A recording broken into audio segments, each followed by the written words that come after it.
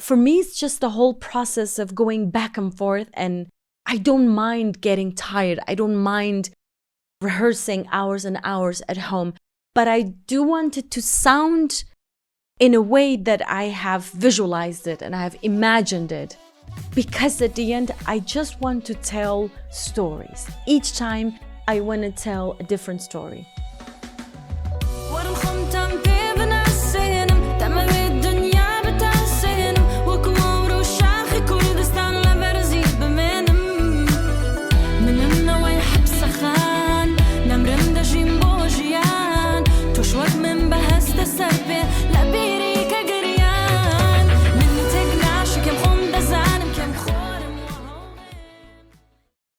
So you've been in London since Monday? Yeah. And you used to live here? I did. I lived in East London and I loved it. Okay, what did you love about it? It's just like the food is so good and it's so creative and it's so dynamic. And I just enjoyed walking around Shoreditch and Brick Lane and just all the music and the vintage clothes and the food from all corners of the world.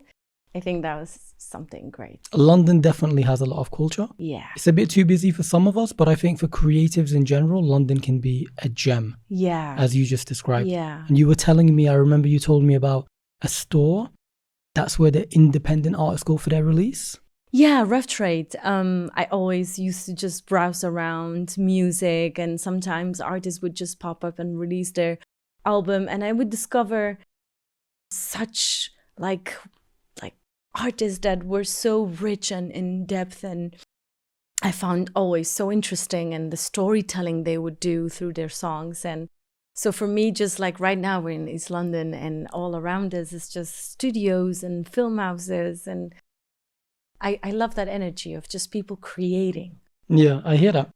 And on that note, Dashni. Yeah. I'm Kato Bash. I'm Kato Bash. Zor spas. Fellow Kurd here.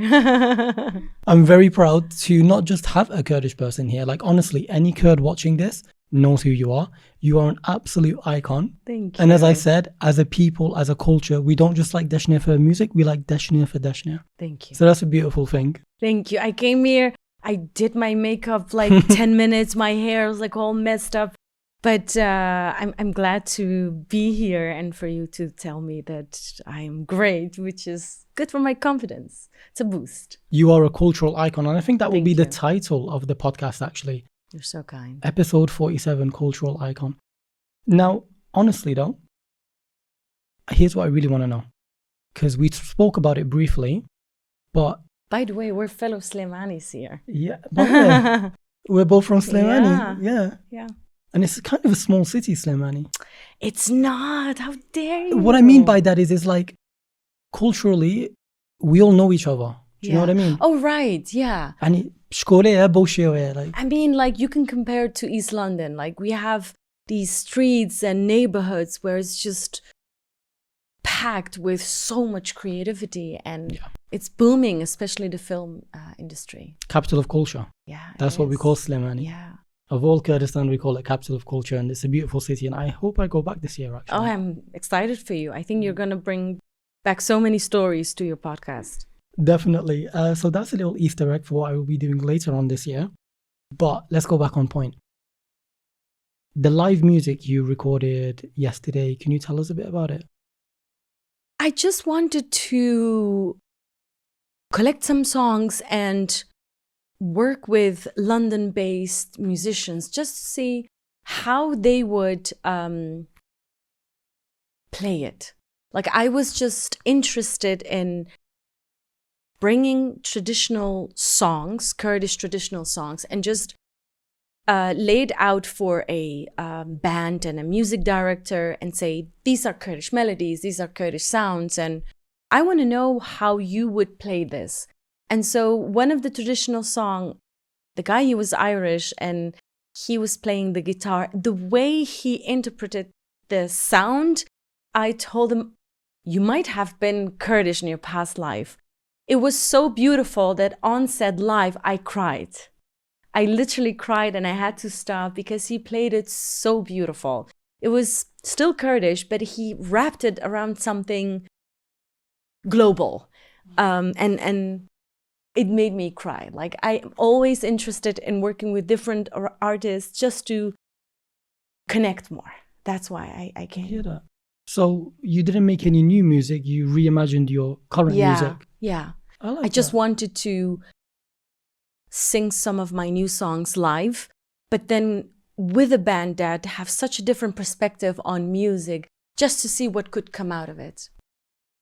Can you tell us which songs you performed live? I did Nashkem, Derman. I did 2 traditional songs. One of them is a secret. I can't say much about it until I don't know when the podcast is coming out.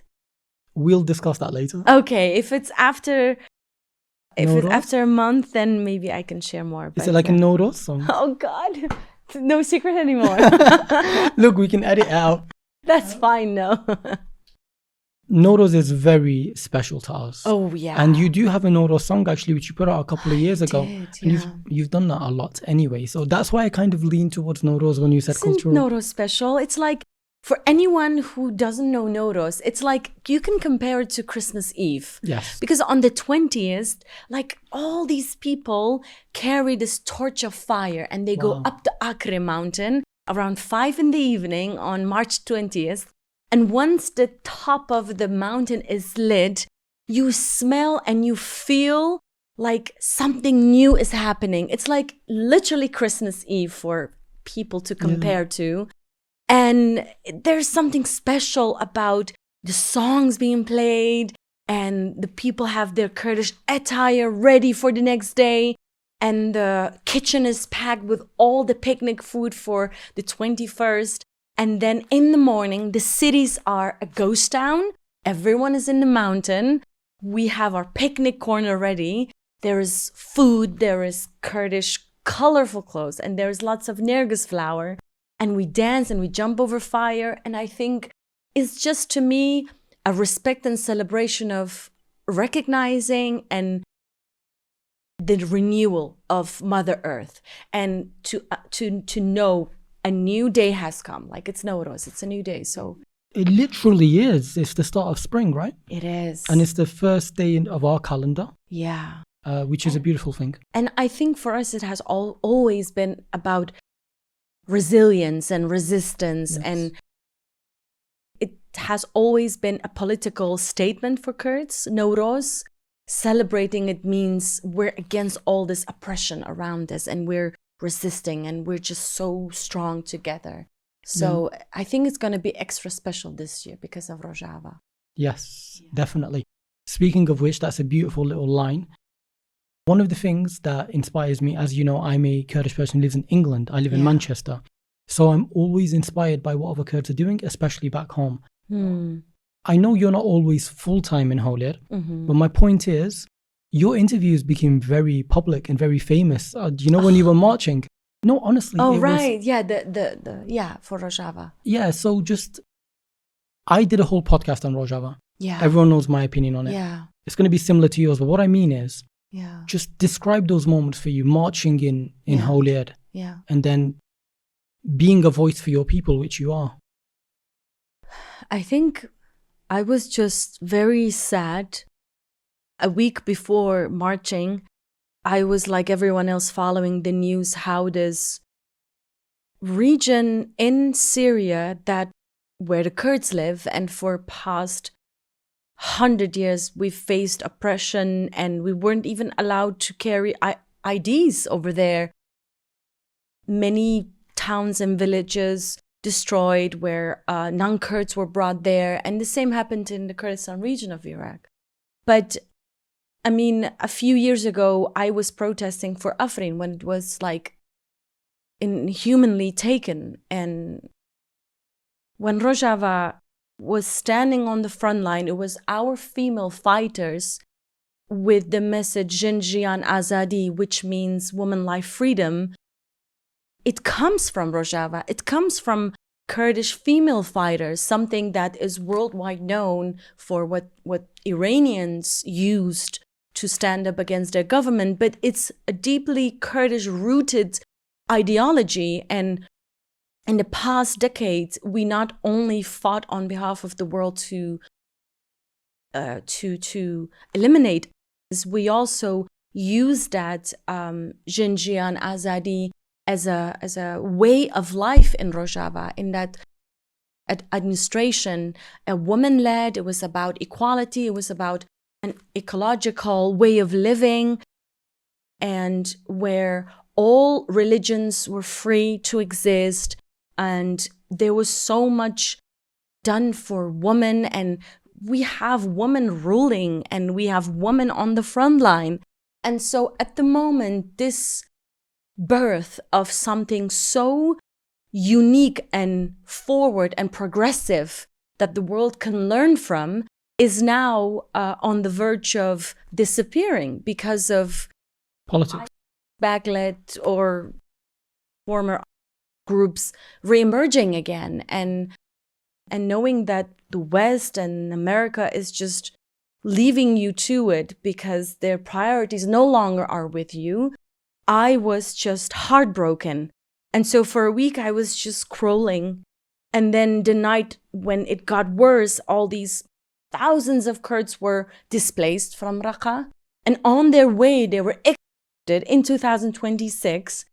And I was just in shock because the way we received Syrians in 2014, I worked in the refugee camps for 3 years. I built libraries for Syrian children. And the way we always choose to help humanity in any kind of crisis as Kurds. So I was just shocked knowing that no one is caring. Like, you had all these Syrians in the Kurdistan region who were whispering the approval of this new government and this new regime, and whispering all the good of the Kurdish execution in Raqqa, and it just made me sad. So when I went to the protest, I promised myself not to cry, and everyone was sad. The children were sad. It was very calm and quiet, and I was in the back, and then I thought, no. So I screamed at the top of my lung, and in front of me was just everyone. I was hiding in the back, and I was wearing I was just covering my face. Oh yeah, but everyone knew it was you. Then I started to scream like, Beji, Barkhodana, Rojava.